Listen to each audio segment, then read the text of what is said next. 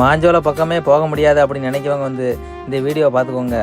மாஞ்சோலை போகும்போதே என்ட்ரன்ஸிலே இப்படி மணிமுத்தார் தலைவாய்க்கால்னு சொல்லி ஒரு ஆறு இருக்கும். பார்க்கறதுக்கு அருமையாக இருக்கும். ஆமாம், அப்படி போகிற வழியிலே அப்படி பைக்கில் போகும்போது பார்த்தீங்கன்னா அங்கே வந்து மணிமுத்தார் டேம்பில் வந்து பின்னாடி உள்ள பகுதி இருக்கும். ஆமாம், தண்ணி எல்லாமே கடல் மாதிரி இருக்கும் பார்க்கறதுக்கு. காலங்காத்தாலே போனோம்னா அப்படி புகை மூட்டமாகவும் இருக்கும். அதுக்கடுத்து அதை தாண்டி போனோம்னா இப்படி மணிமுத்தார் அருவி இருக்கும். பார்த்துக்கோங்க, தமிழ்நாட்டிலே சுத்தமான அருவிகளில் இது ஒன்று. அவ்வளோ கண்ணாடி மாதிரி பளிங்கு மாதிரி இருக்கும் தண்ணி பார்க்கறதுக்கு. இந்த தண்ணி தான் அந்த மணிமுத்தார் டேம்பில் கலந்துக்கிறது. போகிற வழியில் பூரா அப்படியே புகை மூட்டமாக தான் இருக்கும். மேலே போன உடனே வனப்பேச்சியம்மன் திருக்கோயில்னு மாஞ்சோலையில் ஒரு கோயில் இருக்குது. சூப்பர் கோயில். அதை தாண்டின உடனே அப்படியே ஒரு டீ கடை ஒன்று இருக்கும். சூப்பராக இருக்கும் அந்த கடையில் டீ.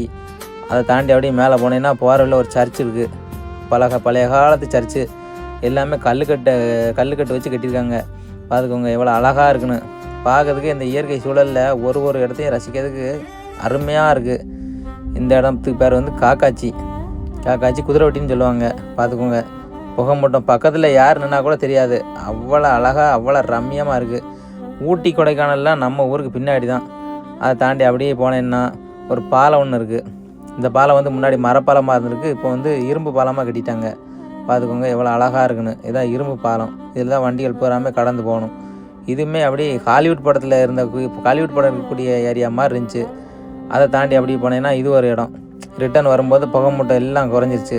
குறைஞ்ச உடனே இந்த இடத்த பார்க்கறதுக்கு வந்து இதுவும் ஹாலிவுட் படங்கள் இருக்கக்கூடிய ரேஞ்சாக தான் இருந்துச்சு.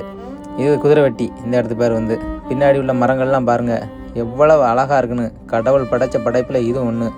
அப்படியே வார வழியில் பார்த்தீங்கன்னா அங்கனைக்காக நம்ம மயிலெலாம் பார்த்தீங்கன்னா அவ்வளோ அருமையாக தோகை விரித்து ஆடிக்கிட்டு இருக்குங்க. பாருங்க எப்படி இருக்குன்னு.